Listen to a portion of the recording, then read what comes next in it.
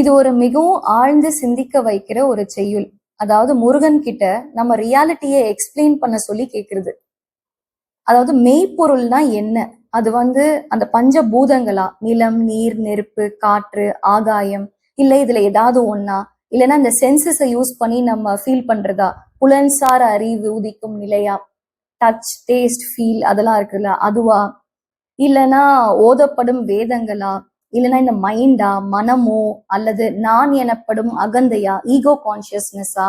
இல்லைன்னா இது எல்லாமே கரைஞ்சு உன்னில் அடங்கும் அது தானோ, அதாவது அகந்தை கரைந்து அமிழ்கிற இடம் ஆகிய தானோ அப்படின்னு முருகன் கிட்ட நம்ம கேக்குறோம்.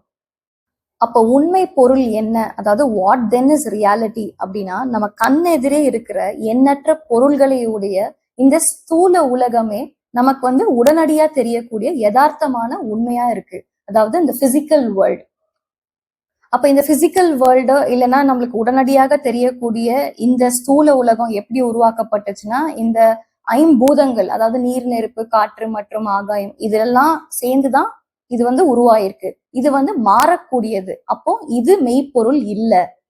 அப்போ மெய்ப்பொருள்னா என்னன்னா, எப்பவுமே மாறாமல் என்றும் இருப்பது எதுவோ, அதாவது முக்காலத்திலும் இருப்பது, அதுதான் மெய்ப்பொருள் அப்படின்னு சொல்றாங்க.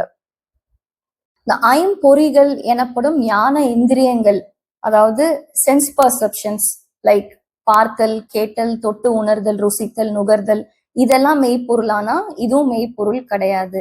ஏன்னா இதுவும் பாத்தீங்கன்னா எவர் சேஞ்சிங் தான். எந்த ஒரு விஷயம் நம்ம சென்சஸ் யூஸ் பண்ணி எக்ஸ்பீரியன்ஸ் பண்றோமோ இது எல்லாமே எவர் சேஞ்சிங். இன்னைக்கு ஒண்ணு பிடிக்கும், நாளைக்கு அது பிடிக்காது. So it's not constant. அப்போ இந்த வேதாஸ், உபனிஷத்ஸ் அதுவா அப்படின்னா அதுவும் இல்லை. ஏன்னா மெத்தட் இல்லைன்னா technique of meditation on reality அது கொடுக்குமே தவிர அதுவே ரியாலிட்டி ஆகாது. ஸோ இது வரைக்கும் நம்ம பார்த்தது எதுவுமே உண்மை பொருளா இருக்க முடியாதுனோ, இவை அனைத்தும் எப்பொழுதும் மாறிக்கொண்டே இருக்கும் சத், ரஜஸ், தமஸ் ஆகிய முக்குணங்களின் சேர்க்கையால் வெவ்வேறு விதமாக மாறிக்கொண்டே இருப்பதையே தன் இயல்பாக கொண்டிருக்கு அப்படின்னு அந்த பிரகிருதி தத்துவத்திலிருந்து தோன்றியவை. அதாவது change alone is the changeless law of nature. So இது எதுவுமே உண்மை பொருள் இல்லை அப்படின்றாரு.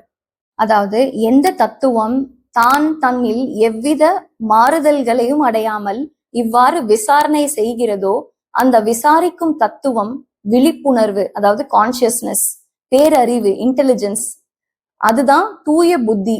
அகந்தையில் உண்மை பொருளில் பிரதிபலிப்பு, அதாவது ஆத்மாவின் பிரதிபலிப்பு அப்படின்னு சொல்றாங்க.